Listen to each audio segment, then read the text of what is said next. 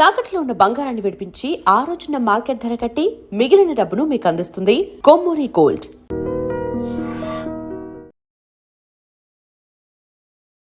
Welcome to iDream media. Doctor గారు నమస్తే అండి. కర్నూలు జిల్లాలో పునర్విక 16 crores ఇంజెక్షన్ కోసం వెయిట్ చేస్తున్నారు. చాలా అరుదైన వ్యాధి వచ్చింది అంటున్నారు. ఒక ఇంజెక్షన్ ఖరీదు అంతెందుకు? ఆ వ్యాధి ఏంటి? ఇంజెక్షన్ ఇస్తే సరైపోతుందా? తను సఫర్ అవుతుంది జెనెటికల్ డిజార్డర్ అండి. బాగా రేర్, అంత రెగ్యులర్గా వచ్చే డిసీజ్ కాదు. స్పైనల్ మస్కులర్ ఎట్రోఫీ అని ఓవర్ ఏ పీరియడ్ మనకు మజిల్స్ ఉంటాయి చూడండి, అవన్నీ డిగ్రేడ్ అయిపోతూ ఉంటాయి అనమాట. అంటే డీజనరేట్ అయిపోతూ ఉంటాయి, థిన్నింగ్ అయిపోతూ ఉంటుంది. ఇది ప్రోగ్రెసివ్ డిజార్డర్. మెల్లిమెల్లిగా అదంతా అవుతూ, అంటే ఇప్పటివరకు ప్రాపర్ ప్రూవ్ అయింది అట్లా ఏం లేదు. తిన్న కేసులో ఏంటంటే మనకు స్పైనల్ మస్కులర్ అట్రోఫీ అనేది SMN1 జీన్ ఒకటి ఉంటుంది. అది సరిగ్గా లేకపోవడమో లేదంటే అసలు లేకపోవడమో దానివల్ల మనకు ఈ డిసీజ్ వచ్చే అవకాశం ఉంటుంది. ఈ ఇంజెక్షన్ తోటి, జొలెన్స్మా అనే ఇంజెక్షన్ తోటి మనము ఆ జీన్ని అక్కడి లోపలికి పంపిస్తున్నాం అన్నట్టు. అందుకని it is very costly. Vector అంటే మనకు వైరసెస్ వీటితోటి కూడా మనము బాడీలోకి ఇట్లాంటివి పంపేయడానికి క్లోనింగ్ ఇవన్నీ మెథడ్స్ తోటి చేస్తారు.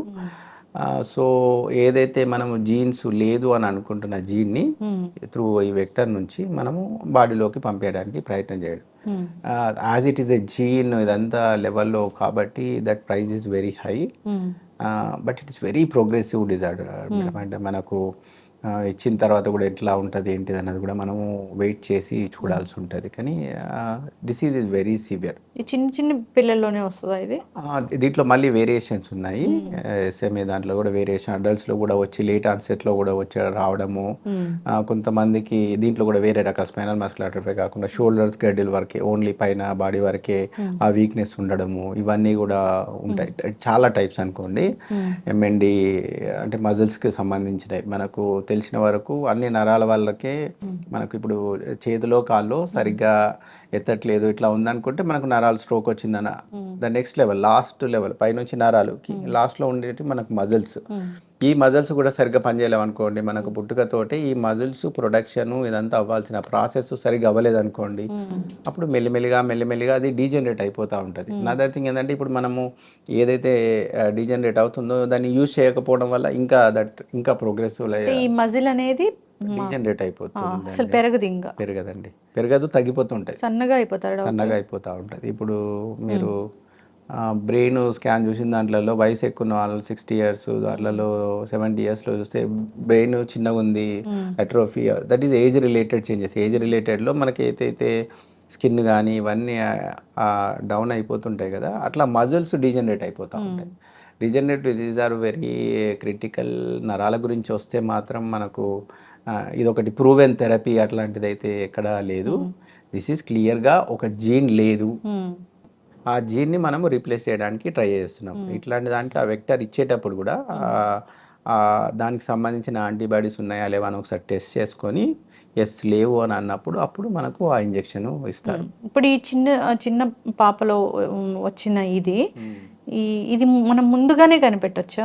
ముందుగానంటే మనకు ఇదేం రొటీన్లో లేదు. ఇప్పుడు మీరు if you take in corporate లెవెల్లో పిల్లలు దాంట్లో ఉన్నారనుకోండి, ముందే వాళ్ళు జెనెటిక్ అనాలిసిస్ చేసేస్తున్నారు.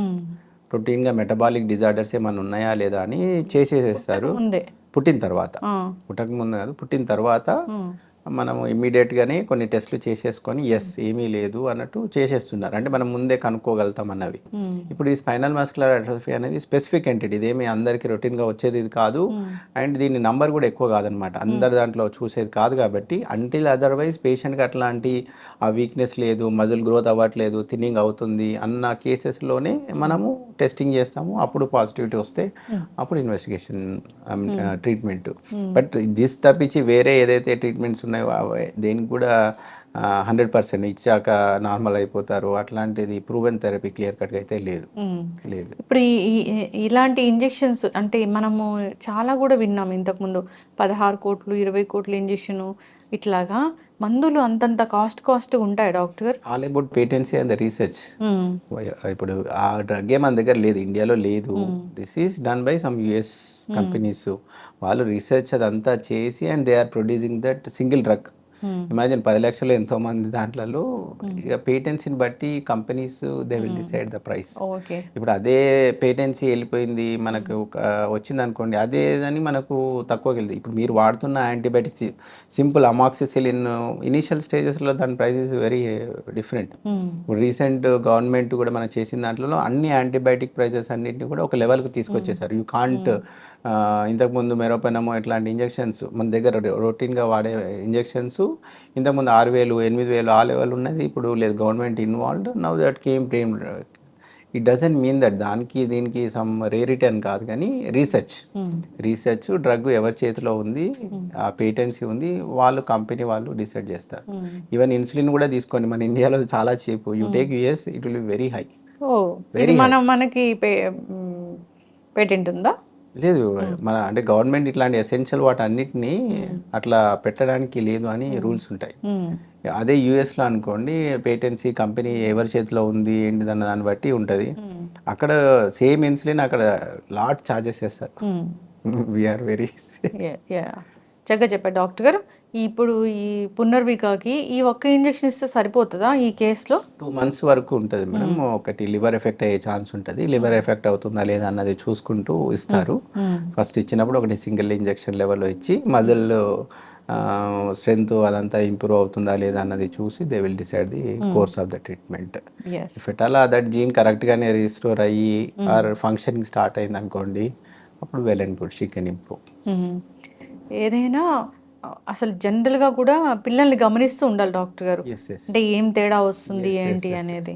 అందుకే పర్టికులర్లీ ఫర్ ద కిడ్స్ ఒకటే పీడియాట్రిషియన్ ఉండాలి. ఐ ఫీల్ దట్ ఎందుకంటే వాళ్ళే రొటీన్గా చూస్తుంటారు, వాళ్ళకు తెలుసు దిస్ ఈజ్ అంటే మీరు ఆల్రెడీ చూస్తున్న వాళ్ళకు ఏం అబ్నార్మల్ ఉంది అన్నది ఈజీగా గుర్తుపట్టవచ్చు. రెగ్యులర్గా రొటీన్గా చూస్తూ ఇప్పుడు మారింది అని అనుకుంటే మనం తెలియదు. Another thing is mother. The mother knows everything.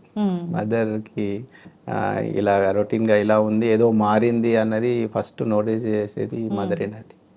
కొంతమంది పిల్లలు జనరల్గానే పక్కగా ఉంటారు కదా డాక్టర్ గారు. అంటే genetics, you take me also. నేను చిన్నప్పుడు చూసుంటే you won't believe.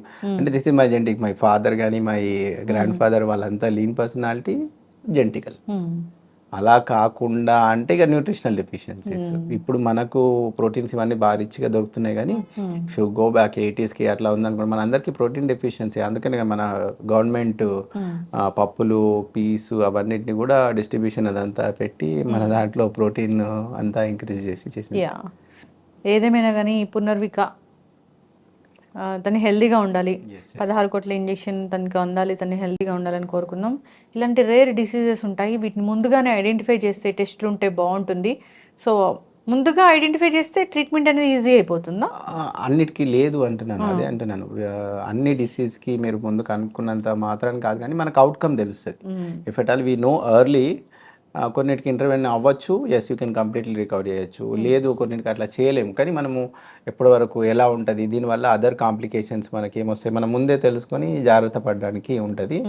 Most of the metabolic disorders paediatric పాపులేషన్లో ఇప్పుడు ఆల్రెడీ మన దగ్గర డేటా ఉంది, ఫెటాల్ ఫ్యామిలీ హిస్టరీ ఉంది. అట్లా ఉన్నాయనుకోండి, ఇమీడియట్గా భర్తవంగానే వాళ్ళు చెక్ చేసి చూసేస్తారు మెటబాలిక్ డిజార్డర్స్ ఏమైనా ఉన్నాయా లేదా చూస్తారు. ఉన్నాయనుకోండి, దానికి కొన్నిటికి రీప్లేస్మెంట్స్ ఉన్నాయి, కొన్ని ఇంజెక్షన్స్ ఉన్నాయి, మనం తీసుకుంటే కంప్లీట్గా నార్మల్ అయిపోతారు. కొన్నిటికి లేవు. సో వాళ్ళకు ముందు ముందు ఎలా ఉంటుంది, ఒక్కొక్క డిసీజ్ని బట్టి అది మారుతూ ఉంటుంది. చక్కగా చెప్పారు డాక్టర్ గారు. చక్కటి ఇన్ఫర్మేషన్ ఫాలో అవ్వాలి. ధన్యవాదాలు.